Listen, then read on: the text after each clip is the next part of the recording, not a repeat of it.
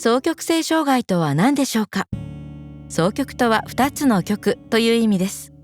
世界中の双極性障害に悩んでいる何百万もの人たちは生活が2つの現実に分裂しています。そう状態とうつ状態です。双極性障害にはたくさん種類がありますが、そのうち2つを考えてみましょう。1型は極端な層とうつが並行してあり、2型は長期的なうつ状態の中に比較的短く軽度の層状態が存在します。感情がシーソー状態の人には、健康な生活を送るのに必要なバランスを見つけるのが難しく感じられます。1型の極端な範囲は躁病エピソードとして知られ、イライラを感じたり気が大きくなったりします。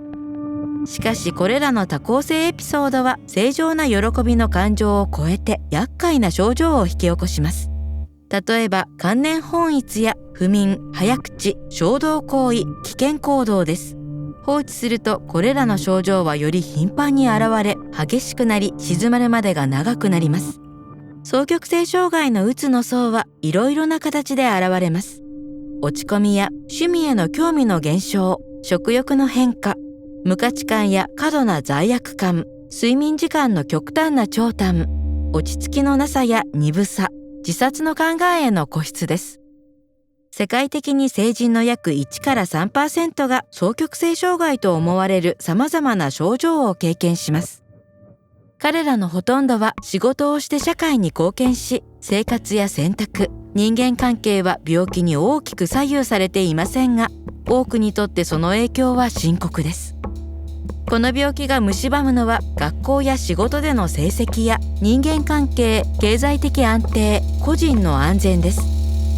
では、双極性障害の原因は何でしょうか。研究者は脳の複雑な神経回路が鍵と考え、健康な脳の場合、不要または血管のある神経結合を常時取り除くおかげで、ニューロン同士の強いつながりが維持されます。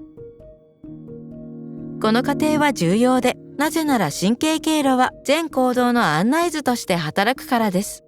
科学者は fMRI を使い、双極性障害の人では不要な神経回路を取り除く機能がうまく働いていないことを発見しました。つまりニューロンが混乱し、操縦できないネットワークを作ってしまうのです。混乱した信号をガイドとせざるを得ないので、双極性障害の人は異常な思考や行動をします。精神病症状、例えばまとまりのない言動や妄想、編集症、幻覚なども双極性障害の極端な段階で現れます。これはドーパミンと呼ばれる神経伝達物質の過剰に起因します。しかしこれだけ分かっていながら、双極性障害の原因を一つには絞れません。実に複雑な問題なのです。例えば脳の扁桃体が関わるのは思考や長期記憶、感情の処理です。この脳領域は遺伝や社会的トラウマなど広範な原因により異常性を作り出し、双極性障害を引き起こします。この病気は家族発生する傾向があるので、遺伝子が大いに関係することは確かです。ところが特定の双極性遺伝子の存在を示してはいません。実際双極性障害を発生する可能性はまだ十分理解されない複雑に組み合ったたくさんの遺伝子同士の相互作用により決まります。原因は複雑であり、その結果双極性障害の診断や病気と共に生きるのは難しいのです。しかしこの病気はコントロール可能です。リチウムのような特定の薬は気分を安定させるため、危険な思考や行動を抑える働きがあります。これらの気分安定薬は脳内の異常な行動を減らすことで生存力のある神経結合を強化します。よく使われる薬は他にも抗精神病薬というドーパミンの作用を変化させるものや、電気痙攣療法という慎重に制御された痙攣発作を脳内で起こさせるものがあり、時に緊急治療で使われます。治療を拒否する双極性障害患者もいます。感情が薄れ、創造性が破壊されると恐れているからです。しかし現代の精神医学はそれを避けようと積極的に努め、今では患者の持つ力を存分に発揮して生活できるよう、医者は一人一人に向き合い、薬物治療と心理療法を組み合わせて施します。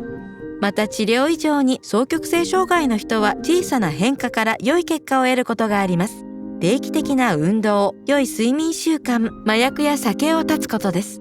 家族や友人からの需要や共感はもちろんです。双極性障害は疾患なのです。その人の欠点でも全部でもありません。